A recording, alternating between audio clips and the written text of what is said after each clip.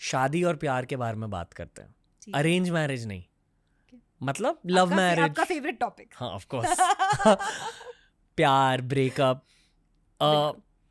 वही human question है, not as a therapist, अच्छा, एज अ ह्यूमन बीइंग।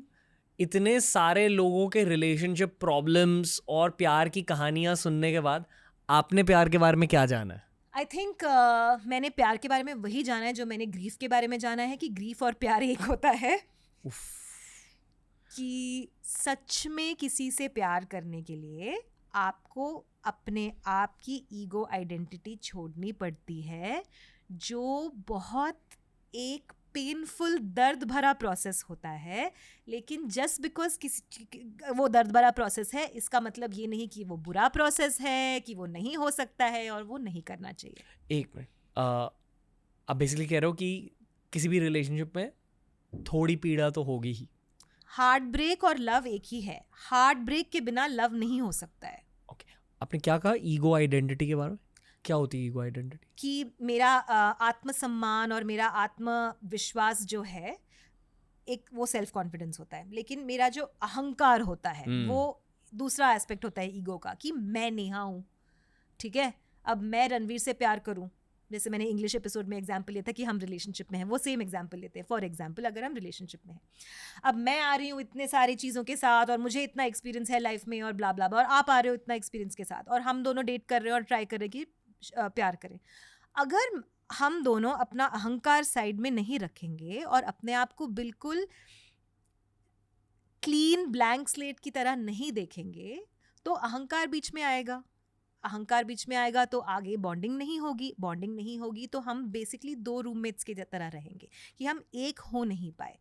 तो ये, और ऐसे बहुत सारे लोग रहते हैं, और इसमें मुझे नहीं लगता इसमें कोई बुराई है। मैं नहीं कहना चाहती हूँ कि सिर्फ एक बॉन्डेड सोल यूनियन ही सही यूनियन होता है, ऐसा नहीं है। लोग बहुत सारी रीजंस के लिए शादी करते हैं, पैसे के लिए करते हैं, स्टेटस के लिए करते हैं, बच्चों के लिए करते हैं, पेरेंट्स के, स्पेशली इंडियन सोसाइटी में क्योंकि माँ बाप ने बोला है करो, करते हैं, ठीक है।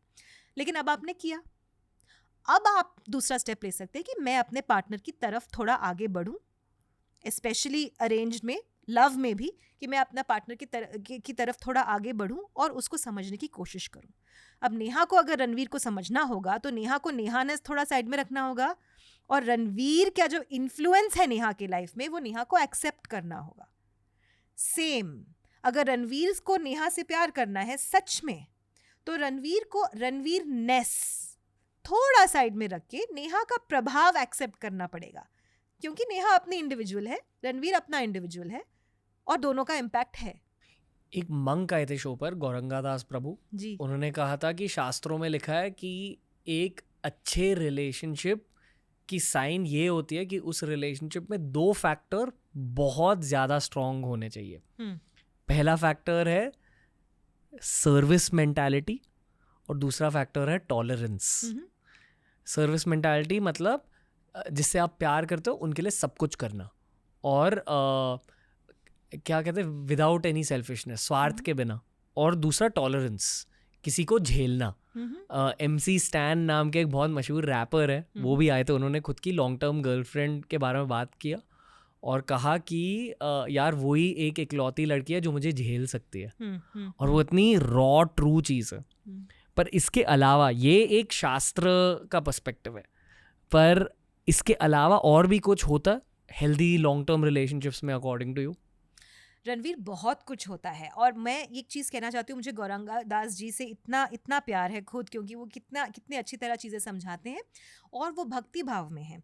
तो हम भक्ति भाव की बात कर रहे हैं अभी, कि जब सोल यूनियन होता है तो कैसा होता है, जब दो लोग बिल्कुल अब एक दूसरे को सर्व करते हैं, एक दूसरे, श्रद्धा सबूरी, जो साईं बाबा मेरे टीचर जो कहते थे जी, कि बिल्कुल दूसरे में इतना डूब जाओ कि तुम्हारा अहंकार निकल जाए और तुम दोनों के पास एक कॉमन गोल हो, ठीक है। ये एक भक्ति वाला रिलेशनशिप है जो बहुत ब्यूटीफुल है और काफ़ी रेयर है।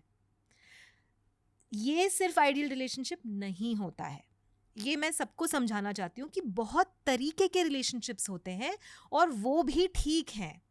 आपको आइडियलिस्टिक बनने की ज़रूरत नहीं है। आप अगर प्रैक्टिकल तरीके के इंसान हैं और आपको बस अपने आप को प्रैक्टिकली इम्प्रूव करना है, तो आप क्या सोचेंगे कि अच्छा इस पर्सन का, अगर मैं लड़की हूँ, अगर मैं प्रैक्टिकली सोच रही हूँ किसी रिलेशनशिप के बारे में, तो इस पर्सन की कौन सी कॉमनैलिटीज़ हैं मेरे से। इंटेलेक्चुअली क्या वो मेरी बात समझ सकता है, फिजिकली क्या हम कंपैटिबल हैं, क्या हम एक दूसरे को सेफ रख सकते हैं दूसरे के प्रभाव से।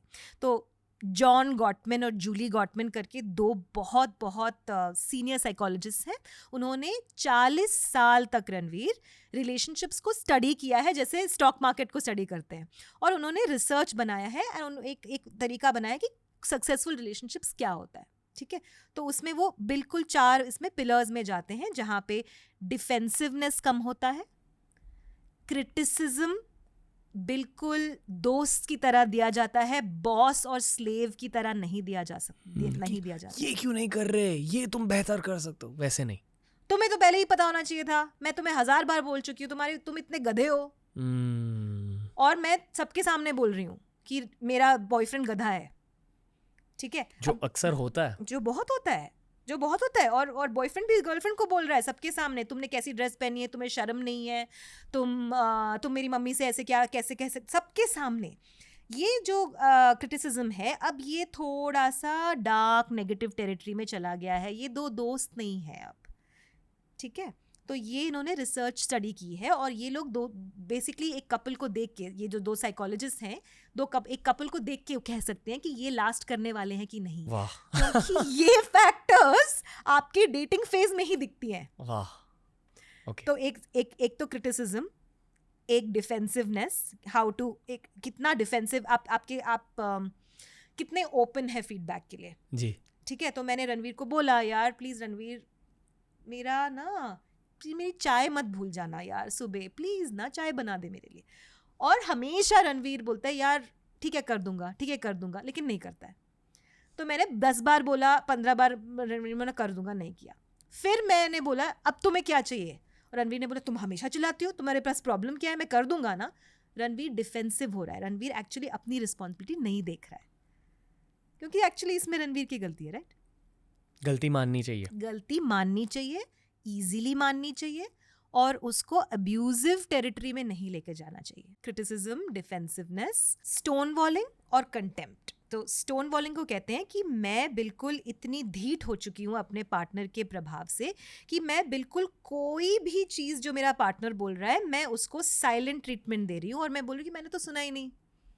तो रणवीर सबके सामने बोलता है कि नेहा यार तुमने ना वो जो वर्ड यूज़ किया था वो ठीक से ऐसे मत बोलो, मुझे गधा मत बोलो सबके सामने।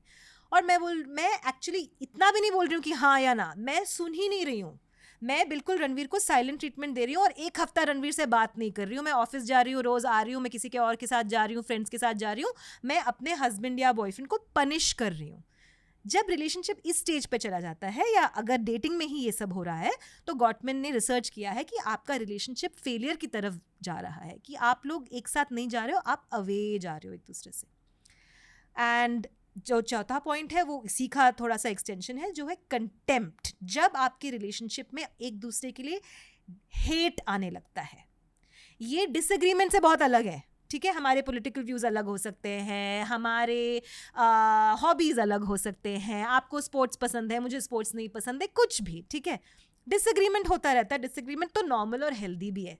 लेकिन जब मैं बोलने लग जाऊं कि आप इस पॉलिटिकल पार्टी पर बिलीव करते हैं इसलिए आप इतने बड़े XYZ है, और मुझे नहीं पता कि मैं इस रिलेशनशिप में क्या कर रही हूँ इस बंदे के साथ, और वो बंदा भी मुझे यही कह रहा है, अब हम हेट टेरिटरी में जा रहे हैं कि भाई अब तो मैं सोच रही हूँ कि मेरे पास क्या कॉमन है इसके साथ, ना ही कॉमन, ये तो हेट्रेड वाली बात हो गई कि तुम ऐसा कैसे कर सकते हो, तुम गंदे इंसान बन गए।